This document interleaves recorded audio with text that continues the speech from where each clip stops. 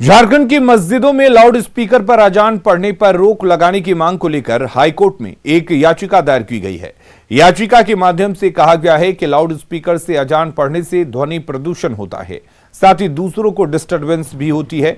याचिकाकर्ता अनुरंजन अशोक ने कहा कि अजान के समय सड़कों पर बैठ जाने से ट्रैफिक की समस्या भी आती है। उन्होंने हाईकोर्ट में दाखिल याचिका में कहा कि 1932 से पहले मस्जिदों में लाउड स्पीकर से नमाज पढ़ने की व्यवस्था नहीं थी। उन्होंने हाईकोर्ट से इस पर तुरंत रोक लगाने की मांग की है। किसी धर्म से किसी माइक का क्या मतलब है? माइक और धर्म से का कोई मतलब नहीं है, किसी मजहब से कोई मतलब नहीं है। कहीं नहीं लिखा है किसी वेद पुराण में या किसी कुरान में कि माइक पर नमाज पढ़ने से जो है बहुत अच्छा होगा। हम दूसरे धर्म के धर्मावलंबी हैं, हमको जबरदस्ती कोई क्यों सुनाएगा? हमको कोई जबरदस्ती क्यों सुनाएगा? हम तो नहीं कभी किसी को गायत्री मंत्र और हनुमान चालीसा सुनाने जाते हैं। हम मांग किए हैं कि माइक का जो है प्रदूषण, जो ध्वनि प्रदूषण है, और जो रोड पर जहाँ तहाँ मस्जिद के आसपास या किसी के प्राइवेट जमीन पर बैठ के नमाज पढ़ने लग गए, वो बंद होना चाहिए। झारखंड हाईकोर्ट में दायर याचिका पर राजनीतिक दलों के साथ आम लोगों की भी प्रतिक्रिया सामने आ रही है। जेएमएम ने दावा किया कि कोर्ट का फैसला मान्य होगा। वहीं बीजेपी ने सुप्रीम कोर्ट के पिछले आदेश को लागू करने की मांग की है। इधर हिंदू जागरण मंच ने याचिका का समर्थन किया। वहीं मुस्लिम धर्म गुरुओं ने याचिकाकर्ता को ही दंडित किए जाने की मांग की है। झारखंड उत्तर प्रदेश नहीं बन सकता, लेकिन जो विषय लेकर अदालत में जाने की बातें की जा रही है, निश्चित तौर पर अदालत इसमें एक ऐसा फैसला सुनाएगा जो मान्य होगा, जो न्यायोचित होगा, और मुझे लगता है कि आने वाले दिनों में वो स्पष्ट हो जाएगा। इसमें किसी तरह का राजनीतिक दलों की तरफ से कमेंट करना अभी उचित नहीं हो। तो अभी उच्च न्यायालय में मामला दायर किया गया है। हम तो राज्य सरकार से अपील करेंगे कि पहले सर्वोच्च न्यायालय का 2005 में मित्तल के मामले में जो निर्णय आया था कि साउंड सिस्टम लाउड स्पीकर का क्या डेसिबल होना चाहिए, कितने से ज्यादा पे उसे नहीं बजना चाहिए, पहले वो उसे लागू कर दें। और उच्च न्यायालय के मामले में कोई टिप्पणी करने की आवश्यकता नहीं है, क्योंकि अब ये मामला न्यायालय के विचाराधीन है। लेकिन सर्वोच्च न्यायालय का पहले से जो निर्णय आ चुका है उसे तो ये सरकार लागू करे। अजान वो लोग करते थे, मगर उस समय कोई भी माइक और चौवा की व्यवस्था नहीं थी, और इससे ध्वनि प्रदूषण तो निश्चित रूप से होता है। आप 5 टाइम अजान पढ़ते हैं, बिना माइक के भी पढ़ सकते हैं, क्योंकि आसपास के लोग हैं, बहुत से मोहल्ले हैं जहाँ पे बच्चे पढ़ते लिखते रहते हैं रात में या भोर में पढ़ते हैं, तो इससे उनको परेशानी होती है। ऐसे पीआईएल दाखिल करने वाले लोग सस्ती लोकप्रियता हासिल करने के लिए करते हैं इस तरह की बात। मैं तो समझता हूँ कि ऐसी पीआईएल दाखिल करने वाले लोगों के खिलाफ धर्म की भावना को भड़काने का जो एक्ट है, जो कानून है, उसके मुताबिक उन्हीं पर केस होना चाहिए। और अब बात गढ़वा के गुंडा पुलिस की। गढ़वा के खेतों में फसल काटने गई पुलिस और ग्रामीणों के बीच जोरदार भिड़ंत हो गई, जहां गढ़वा पुलिस ने निहत्थे किसानों पर इतने डंडे बरसाए कि मार खाकर किसान बेदम हो गए। खेत में जमा ग्रामीणों के हुजूम पर गढ़वा पुलिस का डंडा बरस रहा है। देखिए निरीह ग्रामीणों पर ये पुलिस वाले कैसे एक के बाद एक डंडे बरसा रहे हैं। ये एक डंडा मारा और ये दूसरा डंडा भी मारा। पुलिस की मार पड़ते ही चारों ओर चीख पुकार मच जाती है। खेत में जमा महिला, पुरुष और बुजुर्ग ग्रामीण गढ़वा पुलिस का उग्र रूप देखकर थर थर कांप रहे हैं, लेकिन पुलिस का डंडा रुकने का नाम नहीं ले रहा है। कभी डंडा बरस रहा है तो कभी ग्रामीणों को जमीन पर घसीटा जा रहा है। हंगामा मचा रहे ग्रामीणों को काबू में करने के लिए गढ़वा पुलिस हर हथकंडा अपना रही है, लेकिन कैमरा देखते ही अधिकारियों को कोई जवाब नहीं सूझ रहा है। सर आप तो जांच में गए थे सर, आपको तो जांच में कहाँ गए? ये नजारा है बरडीहा के सलगा गांव का। इस 4 एकड़ खाली सरकारी जमीन पर सलगा गांव के ग्रामीणों ने खेती की। जब फसल तैयार हुई तो उसे काटने के लिए बरडीहा के बीडीओ पुलिस के साथ पहुंच गए। खेतों में पसीना बहाने वाले किसानों ने जब इसका विरोध किया तो बरडीहा पुलिस का डंडा उन निहत्थे ग्रामीणों पर बरस पड़ा। अब बरडीहा के अधिकारी कुछ बोलने को तैयार नहीं है। हम जो भी है जांच आपको बता दे रहे हैं, पहले रुक जाइए थोड़ा सा। नहीं सिर्फ एक मिनट बता दिए जांच के बारे में जब आप गए थे सर। सर से नहीं गए सर तो इनकार कर रहे हैं सर। सलगा के ग्रामीणों ने कड़ी मेहनत से हरी भरी फसल तो खड़ी कर दी, लेकिन जब मेहनत की फसल कटाई का समय आया तो बरडीहा के बीडीओ पुलिस के साथ पहुंच गए। उसके बाद जो कुछ हुआ वो आपके सामने है। शैलेश कुमार, न्यूज़ 18 गढ़वा।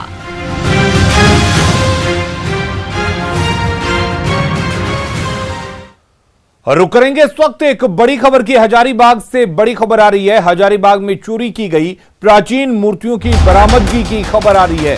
भगवान बुद्ध की मूर्तियों की बरामदगी की खबर है। कुछ लोगों को हिरासत में भी लिया गया है।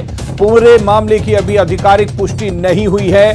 बहरनपुर से चोरी की गई थी बुद्ध की ये बेशकीमती मूर्तियां और उनके बरामद होने की खबर है। राकेश हमारे साथ जुड़े हुए हैं। राकेश, क्या कुछ सूचना मिली है मूर्तियों को लेकर? जी देखिए अलीम, ये मूर्तियां हजारीबाग के बहरनपुर से जब पुरातात्विक विभाग के द्वारा खुदाई किया जा रहा था और उसमें से 2 मूर्तियों की चोरी हुई थी और उसके बाद से पुलिस लगातार मामले की तफ्तीश कर रही थी। और जो हमारे पास अभी तक सूत्रों से मिली जानकारी है उसके हिसाब से मूर्तियां दोनों बरामद कर ली गई है। हालांकि इस मामले में ना तो जिले के एसपी और न ही कोई अन्य पुलिस पदाधिकारी इस मामले में पुष्टि कर रहे हैं, लेकिन जो हमारे सूत्र है वो बता रहे हैं कि मूर्तियां मिल गई है और इस मामले में कुछ लोगों को हिरासत में भी लिया गया है। तो निश्चित रूप से कह सकते हैं कि पुलिस के लिए एक बड़ी सफलता है, क्योंकि जिस तरह से मूर्तियां पूरा प्राचीन मूर्तियां थी और काफी वर्ष पुराना मूर्तियां था तो इसका अंतर्राष्ट्रीय बाजार में काफी बहुत बड़ा कीमत था। और ऐसे में पुलिस के लिए जो सबसे बड़ी चुनौती थी मूर्ति बरामदगी की, तो हमारे जो सूत्र बता रहे हैं उसमें मूर्ति की बरामदगी हुई है। हालांकि आधिकारिक पुष्टि नहीं हुई है। अब देखने वाली बात होगी कि यहाँ जिला के पुलिस जो है वो कब इसकी पुष्टि करते हैं और मूर्ति चूंकि यह बड़ी उपलब्धि होगी तो निश्चित रूप से पुलिस तमाम बिंदुओं पर भी इस मुद्दे पर बात रखेंगे। जी अली। राकेश, आखिर कहां से ये बरामदगी हुई है और किन लोगों को हिरासत में लिया गया है? जी देखिए अलीम, ये कहाँ से बरामदगी हुई है इसकी जानकारी अभी किसी प्रकार से आधिकारिक पुष्टि नहीं है, लेकिन हमारे जो सूत्र बता रहे हैं कि मूर्ति मिल गई है इस बात का पुख्ता मेरे पास जानकारी आ रहा है। लेकिन कुछ लोगों को हिरासत में लिया गया है, क्योंकि जिस तरह से पहले दिन से ही पुलिस लगातार एक एक कड़ी जोड़ कर इस मूर्ति की बरामदगी के लिए पहुंचना चाहती थी। इसमें कई लोगों को अब तक पूछताछ के लिए थाना लाया गया था और विभिन्न जगहों पर रखकर पूछताछ की जा रही थी। और निश्चित रूप से अभी जो हमारे सूत्र बता रहे हैं उसके हिसाब से भी अभी भी कुछ लोगों से और भी पूछताछ की जा रही है। जी चलिए राकेश, बहुत बहुत शुक्रिया आपका तमाम जानकारी देने के लिए। नजर बनाए रखिए, हम लगातार आपसे इस पर अपडेट लेते रहेंगे। अगली खबर का रुख करते हैं। झारखंड में कोरोना संक्रमण की रफ्तार जहां तेज हुई है, वहीं धीरे धीरे एक बार फिर से पूरे राज्य भर में संक्रमण फैलने का खतरा मंडराने लगा है। कल राज्य में कोविड-19 वायरस के 194 नए संक्रमित मिले। वहीं देवघर और धनबाद में एक एक व्यक्ति की कोरोना से मौत के साथ ही कोरोना से मरने वालों की संख्या 1100 हो चुकी है। कल मार्च महीने में सबसे अधिक 194 संक्रमित मिले हैं। वहीं राज्य में एक्टिव केस भी एक महीने में बढ़कर 969 हो गए हैं। कोरोना की दूसरी लहर की आशंका से स्वास्थ्य विभाग चिंतित दिख रहा है, जिसे देखते हुए मास टेस्टिंग और मास्क पहनने पर जोर दिया जा रहा है।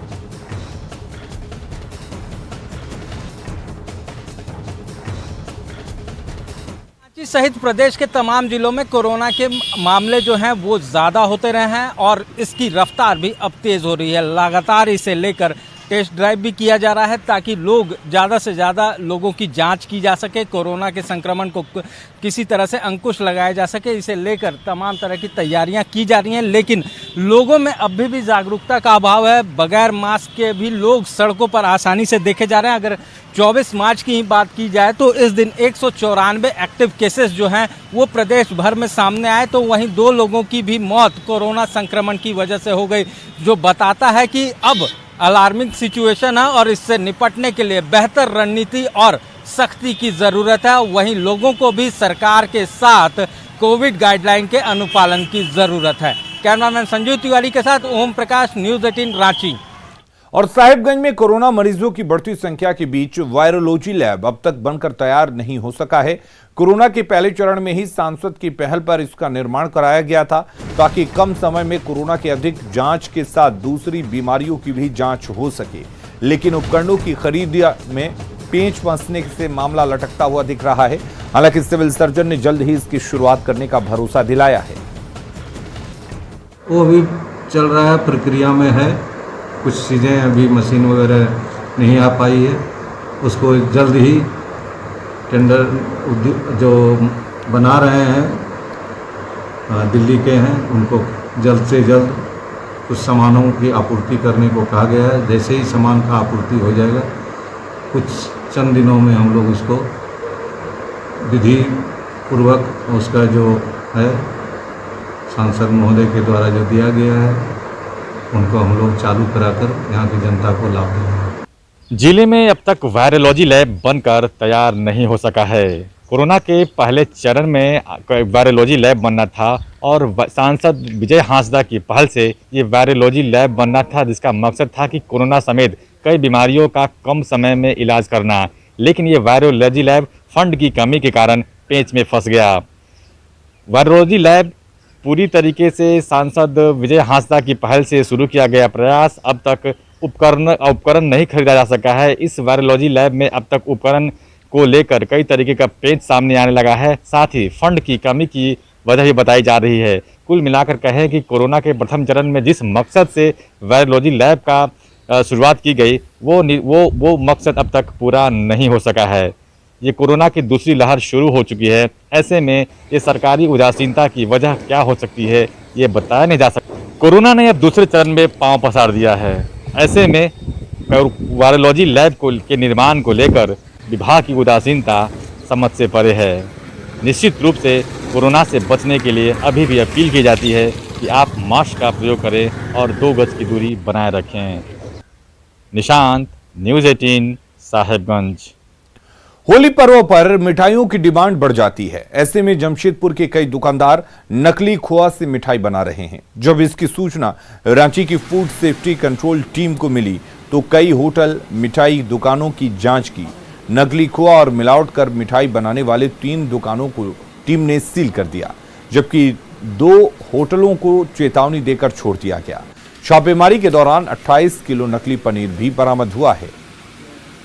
होली को लेकर जमशेदपुर शहर में फूड विभाग के डिपार्टमेंट द्वारा बड़ी कार्रवाई की गई है। बता दूं कि शहर के तमाम मिठाई दुकानों पर एक साथ 22 सदस्यीय टीम जो है वो छापेमारी कर रही है और मिठाई की गुणवत्ता की जांच कर रही है। बता दूं कि होली के पर्व को देखते हुए बड़ी संख्या में जो मिलावटी पनीर होते हैं, मिठाइयाँ होती है, वो बड़ी संख्या में बनाए जाते हैं और बड़े व्यापार मिठाई का किया जाता है। उसी को लेकर आप देख सकते हैं कि जो टीम है वो शहर की तमाम मिठाई दुकान हो, होटल हो, वहाँ छापेमारी कर रही है और मिठाई की गुणवत्ता की जांच की जा रही है कि किस तरह यहाँ की मिठाई है और क्या कुछ पनीर कहाँ से आया है। होली को देखते हुए रांची से फूड टेस्टिंग मोबाइल वैन के साथ साथ हमारी स्टेट फूड लैब की स्टाफ आए हैं। तो शहर में होली के समय पर लोगों को कैसा भोजन मिलने वाला है उसको जांच के लिए हम लोग जांच अभियान चला रहे हैं, जिसमें रेस्टोरेंट हुआ, मिठाई दुकान हुआ, स्ट्रीट फूड के लिए भी हम लोग माइकिंग कराएंगे, लोगों को अवेयरनेस देंगे, लोग क्या कलर कैसा यूज़ कर रहे हैं फूड में, पनीर कैसा, खोआ कैसा, ये सब की जांच की जा रही है। गलत पाया गया तो कार्रवाई होगी। हाँ, उन लोग अभी तो सर्वे सैंपल लिया जा रहा है, ऑन द स्पॉट उनको रिपोर्ट बताया जा रहा है और उसके बाद फिर उन पर अगर वो नहीं समझेंगे तो फिर कार्रवाई होगी। बहुत सी चीज़ें हम लोगों को पकड़ में आती भी है, जैसे वो कलर वाली मैटर जो आ रही है, जो मेटानिल येलो मिलती है, तो ये कलर के मामले में लोगों को जागरूक किया जा रहा है। बहुत सारे लोग अभी भी बोल रहे हैं कि हम लोग कलर के बारे में नहीं पता है, तो उन लोगों को बताया जा रहा है। अदरवाइज़ अगर वो समझ में नहीं आएगा उनको तो नेक्स्ट टाइम से हम लोग और अच्छी से कार्रवाई करेंगे उनके खिलाफ़। दूसरी चीज़ की ये मिठाइयों में या पनीर वगैरह में स्टार्च की मिलावट मिल रही है, तो इस पे भी हम लोग कार्रवाई करेंगे।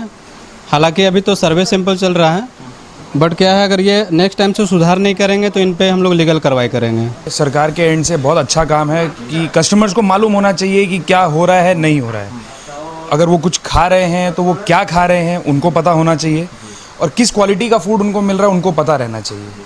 तो ये मैं बोलता हूँ कि बहुत अच्छा काम हो रहा है और कोई प्रॉब्लम वाली बात नहीं है। आप लोग भी समर्थन कर रहे हैं? एकदम कर रहे हैं बॉस। अगर हमारी चीज़ में खराबी नहीं है तो हम क्यों किसी चीज़ के लिए अगेंस्ट में जाएंगे सर। तो सही कहा, इस अभियान को लेकर जो ये कार्रवाई हो रही है, दुकानदार भी काफ़ी इसका समर्थन कर रहे हैं कि लोगों को किसी तरह की मिलावटी का जो ये मिठाई खान पीन है वो गलत ना पहुँचे। न्यूज़ 18 के लिए जमशेदपुर से आशीष कुमार तिवारी।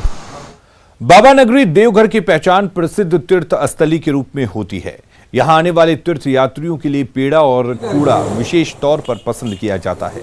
लेकिन अब इसके लिए देवघर जाने की जरूरत नहीं पड़ेगी। देवघर जिला प्रशासन देवघर मार्ट ऑनलाइन प्लेटफॉर्म के माध्यम से देवघर के उत्पादों को अंतर्राष्ट्रीय बाजार उपलब्ध कराने की तैयारी में है। देवघर मार्ट के जरिए छोटे कारीगरों और स्वयं सहायता समूहों को एक प्लेटफॉर्म मिलेगा, जिसे मार्केटिंग की सुविधा के लिए लॉजिस्टिक कंपनी से जोड़ने की भी योजना है।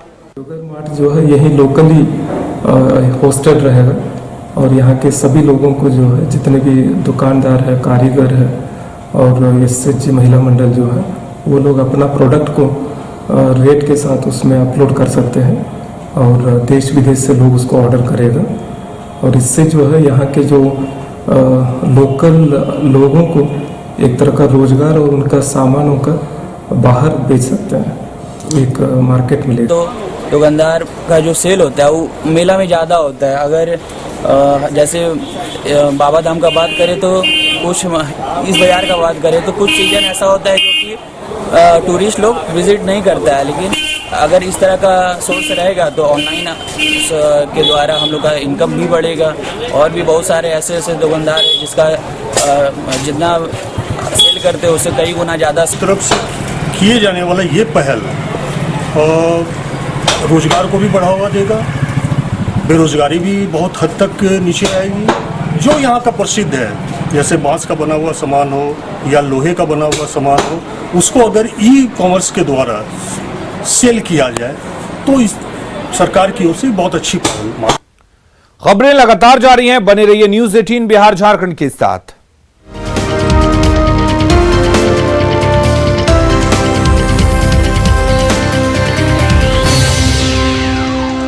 कहते 1 से भले 2 और 2 से भले 3।